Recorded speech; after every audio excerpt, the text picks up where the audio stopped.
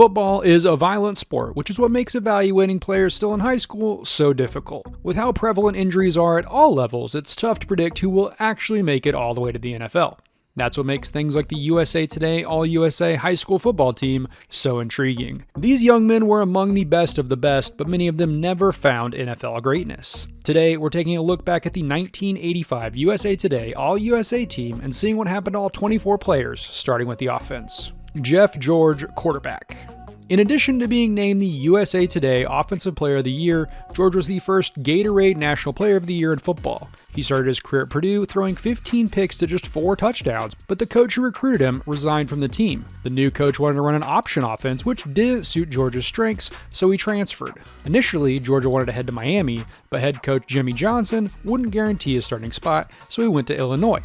He continued to improve over the next few seasons, finishing with nearly 5,000 yards and 28 touchdowns to just 19 interceptions during his career with the Fighting Illini. George decided to skip his final season after learning he'd be selected in the top 5 picks of the 1990 draft. The Colts would actually select him first overall and sign him to the richest rookie contract in NFL history to that point. Unfortunately, George's Colts lost 35 of the 49 games he played in as a signal caller threw more interceptions than touchdowns. In '93, he initially refused to report to training camp and the Colts traded him to the Falcons. Things were a little bit better in Atlanta as George led the team to the '95 playoffs. However, a sideline spat with coach June Jones in '96 gained national attention. Ahead of the '97 season, he'd leave Atlanta and sign with the Raiders.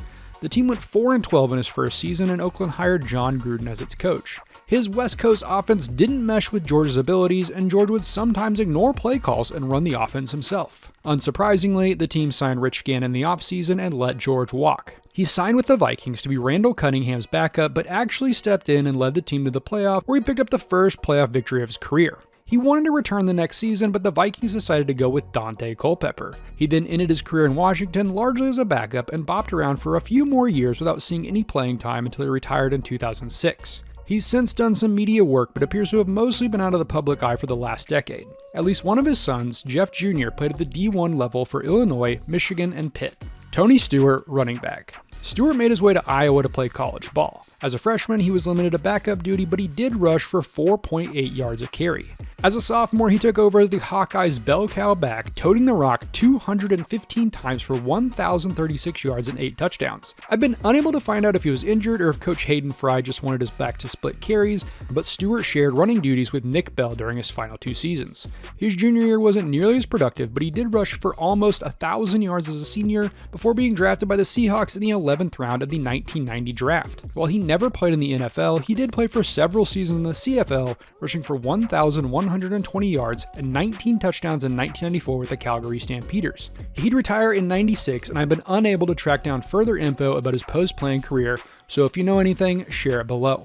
Tony VanZant, running back.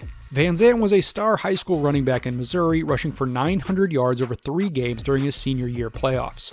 In total, he accumulated 6,128 yards and 91 touchdowns during his prep career. While he had his pick of colleges, VanZant decided to stay in state and attend the University of Missouri. Big things were expected of the local superstar, but he blew out his knee in an exhibition game before his freshman season even started. He'd endure 2 separate knee surgeries and finished his Mizzou career with just 182 yards and 1 touchdown. VanZant would then make his way into coaching and has been working as an assistant at the high school and college levels for the past 30 years. Harvey Williams, running back. Williams went to LSU for college ball and was solid as a freshman, rushing for 700 yards and 6 touchdowns. He also contributed about 300 yards as a receiver. His sophomore season was his best, rushing for 1,001 yards and 11 touchdowns while bringing in 400 yards and 3 touchdowns through the air. As a junior, his playing time was limited by a groin injury, but he came back strong as a senior, rushing for nearly 1,000 yards and making the All-SEC team. He was then selected 21st overall by the Chiefs in the '91 draft. Unfortunately for Williams, the team also had Barry Warde and Christian Okoye, so he was relegated to backup duty. Then in '93, Kansas City brought in Marcus Allen to be the starter. Williams left for the Raiders and took over as the team's lead back. He responded with 2 seasons of right around 1,000 yards before splitting time with Napoleon Kaufman in '96. Williams played for a few more years before retiring after the '98 season. It looks like he spent some time in coaching after hanging him up, but that's from piecing together random YouTube interviews with Williams. Brad Johnson, offensive line. Johnson stayed in state and joined Auburn for college ball. It's tough to find exact stats, but it looks like he played often during his years for the school and was an academic All-American as a senior. He also helped Auburn win 3 straight SEC championships from 1987 to '89. It doesn't look like he played football professionally in any capacity, though again, offensive lineman stats are tough to track down. Either way, as of 2009, he was working toward earning his pilot's license. Lance Zeno, offensive line. Zeno played college ball at UCLA where he blocked for quarterback Troy Aikman. He started for much of his career and was a team captain during his final 2 seasons. Zeno wasn't selected in the NFL draft, but he made the practice roster for several teams during the early 90s. He also spent some time in the World League of American Football, but never became anything more than a depth piece at the highest level. After wrapping up his career in '96, Zeno went into coaching. As of 2023, he was working as the director of player personnel at Tennessee State. Jeff Pearson, offensive line. There's not a ton of info I could find about Pearson, but he seems to have started his career at Notre Dame and then transferred to Michigan State in 1987. Ahead of the '88 game between the two schools, Pearson said, quote, "I've got a personal vendetta for a couple guys in their team as a whole, and they know it." It's clear he didn't have a great time with the Fighting Irish. Pearson was not drafted after finishing his career for the Spartans and has fallen out of the public eye since. Again, if you know anything, please share it below. Dave Szott, offensive line. Szott played his college ball at Penn State, winning a national title in 1986 under Joe Paterno. He would ride that success into the NFL, where he was selected in the 7th round of the 1990 draft by the Chiefs. During that first season, he made the All-Rookie team, solidifying himself as a solid NFL lineman. He played for the Chiefs for a decade, making the All-Pro team in 1997. Szott then spent a year in Washington before signing with the Jets. That put him much closer to the hospital where son Shane was being treated for cerebral palsy. Szott retired after a few years with the team but stayed on as an assistant coach and director of player personnel, where he appears to still be as of 2024. Zott's other son Josh was playing wide receiver for Colgate in 2022. Nigel Clay, offensive line. Fair warning, this one gets pretty dark. Clay played his college football at Oklahoma and was seemingly relatively solid on the field. However, off the field, he certainly had some demons. In November 1989, Clay and teammate Bernard Hall were convicted of rape and sentenced to 10 years in prison. Clay would serve for 4 years before being granted parole. He would then head to San Bernardino Valley College to finish out his collegiate career and has fallen out of the public eye in the years since. Greg McMurtry, wide receiver. McMurtry took his talents to Michigan for college ball. He never lit up the Big Ten, but he was a consistent producer for the Wolverines, finishing his career with nearly 2,000 yards and 15 touchdowns. For that, he made 2 All-Big Ten teams, getting a spot in the first team in '89. The Pats then made him the 80th pick in the 1990 NFL Draft. While never a star, McMurtry carved out a solid 5-year NFL career with the Pats and Bears, finishing with 1,631 yards and 5 touchdowns. As of 2020, he was working in financial services. Percy Waddle, wide receiver. Waddle spent 3 years at Texas A&M, hauling in 53 catches for 847 yards and 6 touchdowns. It looks like he went undrafted, but he did sign with Washington in 1990. However, I don't think he made the final roster. I haven't been able to find much about his post-playing career, though it is worth noting that his cousin Jalen Waddle is currently one of the most dangerous wideouts in the NFL. Mike Cortright, kicker.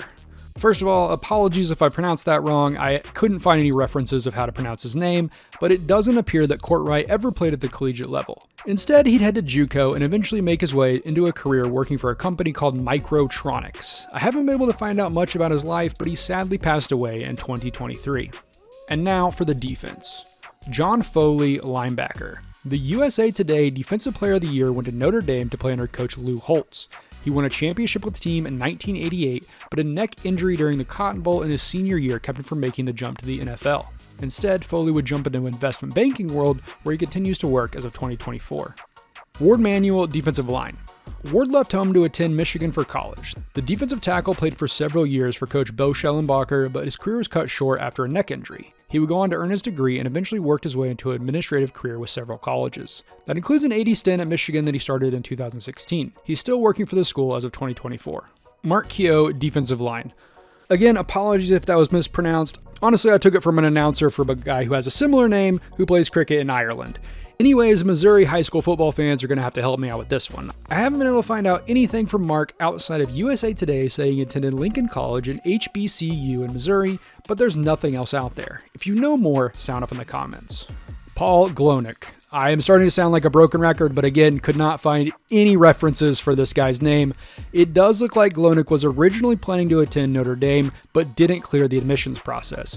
He then tried to go to Illinois, but that didn't work out either. Glonek would then play at Iowa and Arizona, but various off-the-field issues kept him from making a mark at the collegiate level, and he was working as a teacher in Arizona as of 2020. Dennis Brown, defensive line. Brown would take his skills to Washington, skipping out on offers to attend UCLA and USC. I haven't been able to find any official stats, but he did make 2 All-Pac-10 teams and was a second-team All-American during his senior season. Brown was then selected with the 47th pick in the 1990 draft by the 49ers. He played for San Francisco for 7 seasons and started in Super Bowl 29, which the Niners won. He retired after the 96 season with 199 tackles, 24.5 sacks, and 2 picks. It looks like he moved to San Francisco permanently after a few years and has been working in local media for the 49ers. Zarek Peters, defensive line. Peters joined the OU football team and played for 4 years. He moved around to several positions, starting at DT as a freshman before moving to offensive line and then tight end before finally settling on offensive tackle. However, his story is better remembered for what happened off the field. In 1989, Peters was shot by teammate Jerry Parks during a late-night argument. Thankfully, Parks missed Peters' heart by 3 inches and the young man lived. However, I haven't been able to find out much more information about Peters' post-playing career, so if you know anything, share it below. Brent Collins, linebacker.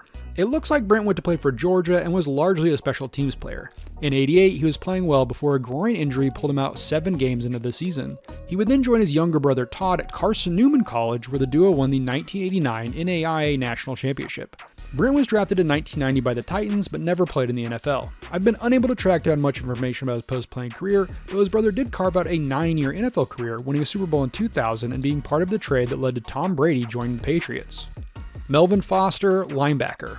While Melvin Foster played college ball for Iowa, he was part of the Oklahoma State recruiting scandal in the 80s that led to the team receiving nearly the death penalty. Foster played solid football at Iowa, but never became the star linebacker many expected from him in high school. As far as I can tell, he went undrafted after wrapping up his career as a Hawkeye and has completely fallen out of the public eye. Vada Murray, defensive back. Murray would play his college ball at Michigan, spending most of his career at free safety. I haven't been able to find any stats about his time as a Wolverine, but he did become a police officer shortly after wrapping up his playing career in 1990. Murray seemingly worked in that role for several years until it was discovered he had lung cancer in 2008. Sadly, Murray passed away in 2011 at just 41 years old. Mark Carrier, defensive back. Carrier was a collegiate star at USC, making 2 All-Pac-10 teams and 2 All-American teams while winning the Jim Thorpe Award in 1989 as the nation's best defensive back. Carrier was then selected 6th overall by the Bears in the 1990 draft and won Defensive Rookie of the Year after grabbing 10 interceptions in his first season. Carrier would go on to have a long NFL career playing for the Bears, Lions, and Washington before retiring after the 2000 season. He was named to 3 Pro Bowl teams and the second-team All-Pro team once. After wrapping up his playing career, Carrier spent several years coaching at various levels, most recently coaching DBs for the Bengals until 2016. Since then, he's been working in broadcasting. Anthony Burnett, defensive back. I haven't found a ton of information about Burnett. He started his career at UCLA, but was dismissed from the team in 1989 after being declared academically ineligible. He would then make a run at the NFL, but doesn't appear to have made a roster. If you know more, share it below. John Zaleski, punter. There doesn't seem to be much info out there about Zaleski, and again, apologies if I mispronounced his name, couldn't find any references. He started his career at Notre Dame, but left the school at some point. Please take this next bit with a huge grain of salt, but a LinkedIn profile that appears to be our guy says he worked security for the Jerry Springer Show and then started work as a criminal investigator in Chicago. Again, I don't know for sure if that's true, but everything in his education fits, and having a Jerry Springer alum on this list would be pretty fun.